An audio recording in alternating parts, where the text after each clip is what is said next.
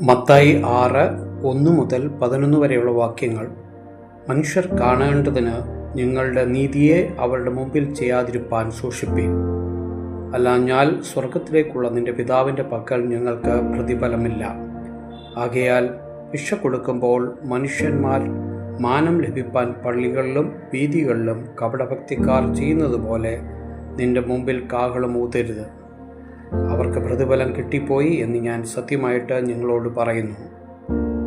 നീയോ ഭിക്ഷ കൊടുക്കുമ്പോൾ നിന്റെ ഭിക്ഷ രഹസ്യത്തിലായിരിക്കേണ്ടതിന് വലങ്കൈ ചെയ്യുന്നത് എന്ത് എന്ന് ഇടങ്കൈ അറിയരുത്.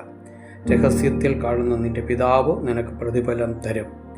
നിങ്ങൾ പ്രാർത്ഥിക്കുമ്പോൾ കപടഭക്തിക്കാരെ പോലെ ആകരുത്. അവർ മനുഷ്യർക്ക് വിളങ്ങേണ്ടതിന് പള്ളികളിലും തിരുവുകോണങ്ങളിൽ നിന്നുകൊണ്ട് പ്രാർത്ഥിപ്പാൻ ഇഷ്ടപ്പെടുന്നു. അവർക്ക് പ്രതിഫലം കിട്ടിപ്പോയി എന്ന് ഞാൻ സത്യമായിട്ട് നിങ്ങളോട് പറയുന്നു. നീയോ പ്രാർത്ഥിക്കുമ്പോൾ അറയിൽ കടന്ന് വാതിലടച്ച് രഹസ്യത്തിലുള്ള നിന്റെ പിതാവിനോട് പ്രാർത്ഥിക്കുക. രഹസ്യത്തിൽ കാണുന്ന നിന്റെ പിതാവ് നിനക്ക് പ്രതിഫലം തരും. പ്രാർത്ഥനയിൽ നിങ്ങൾ ജാതികളെപ്പോലെ ജൽപ്പനം ചെയ്യരുത്. അതിഭാഷണത്താൽ ഉത്തരം കിട്ടും എന്നല്ലോ അവർക്ക് തോന്നുന്നത്. അവരോട് തുല്യരാകരുത്. നിങ്ങൾക്ക് ആവശ്യമുള്ളത് ഇന്നതെന്ന് നിങ്ങൾ യാചിക്കും മുമ്പേ നിങ്ങളുടെ പിതാവ് അറിയുന്നുവല്ലോ. നിങ്ങൾ ഈ വണ്ണം പ്രാർത്ഥിപ്പീൻ. സ്വർഗസ്ഥനായ ഞങ്ങളുടെ പിതാവേ, നിന്റെ നാമം വിശുദ്ധീകരിക്കപ്പെടണമേ. നിന്റെ രാജ്യം വരണമേ. നിന്റെ ഇഷ്ടം സ്വർഗത്തിലെ പോലെ ഭൂമിയിലും ആകണമേ.